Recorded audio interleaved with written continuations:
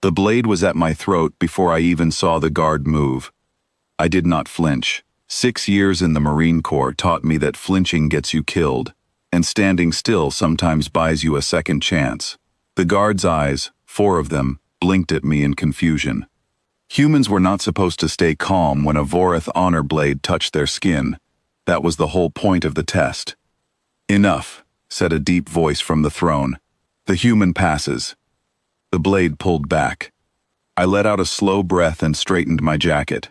Around me, the grand hall of the Ashvala Dominion buzzed with hundreds of alien nobles, all dressed in fabrics that seemed to glow on their own, all watching me the way you watch an animal that just did something unexpectedly clever. I was Corporal Daniel Whitlock, and I had no idea why I was standing in the middle of an alien palace, about to be handed the strangest reward of my life. 3 days earlier, my unit had helped put down an uprising on this planet, a rebellion that would have killed the ruling family and thrown the whole star system into chaos. My squad did our job.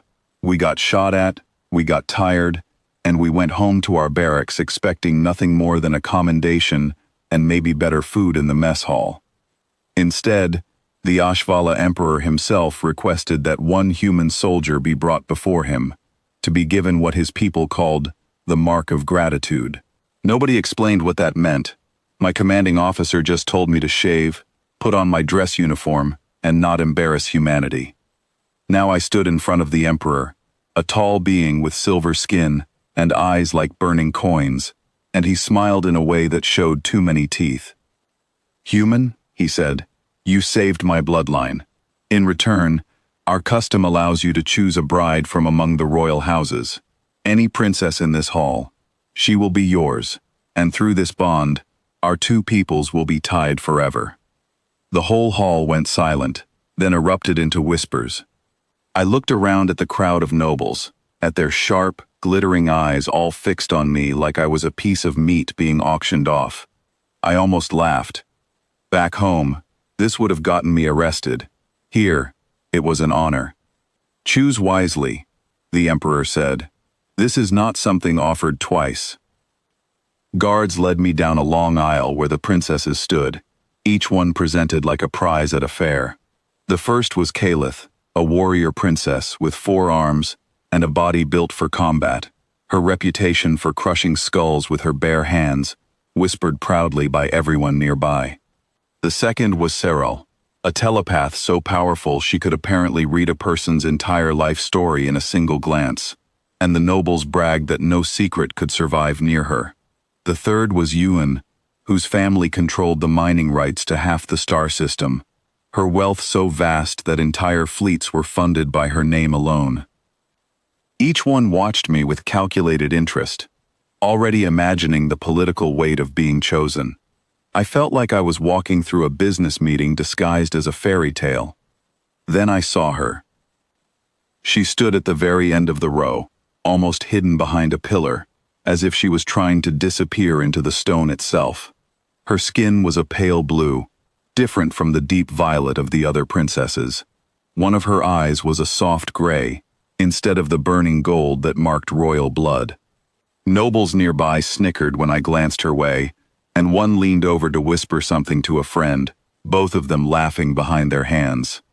"That one is broken," a noble muttered, loud enough for me to hear. "Her mind cannot link with the others. She is deaf to the choir." I did not know what the choir was yet, but I understood mockery when I heard it. I had grown up around bullies before I ever put on a uniform, and something in me went cold and steady, the same feeling I got right before a firefight. I asked one of the guards her name. "Princess Ines," he said, barely hiding his own smirk. "You do not want her, human. She is an embarrassment to the Ashvala line." I looked at her again. She was staring at the floor, her shoulders pulled in tight, like she had trained herself to take up as little space as possible. But when a servant nearby stumbled and dropped a tray of glass ornaments, she was the only one who moved. She knelt immediately and helped the frightened servant gather the pieces before a single guard could react, ignoring the shards that cut her fingers. Nobody else in that entire hall so much as turned their head. I walked straight past Caliph, past Sorel, past Yuan, and stopped in front of Ines. The hall went dead silent. Her, I said. I choose her. For a moment nobody moved. Then laughter broke out, cruel and sharp, rolling through the crowd like a wave. Someone shouted that I had insulted the emperor by choosing his shame instead of his pride. Another noble called it proof that humans had no taste, no understanding of true value. The emperor's smile faded into something unreadable. You may reconsider, he said carefully. She carries no gifts. She cannot join the choir. Among my people, she is considered incomplete. With respect, I said, where I come from, we don't measure people by what they're missing. We look at what they do when nobody's watching. Ines looked up at me for the first time. Her gray eye held something I recognized immediately, because I had felt it myself more than once. It was the look of someone who had been told, over and over, that they did not matter, and had almost started to believe it. You don't know what you're choosing, she said quietly, her voice barely above a whisper. I bring nothing to your people. I am a burden even to my own. You didn't hesitate to help that servant, I said. Everyone else in this room did nothing. That tells me everything I need to know.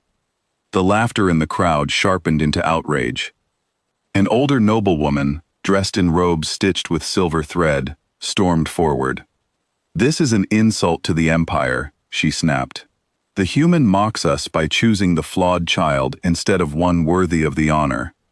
I'm not mocking anyone, I said, keeping my voice level.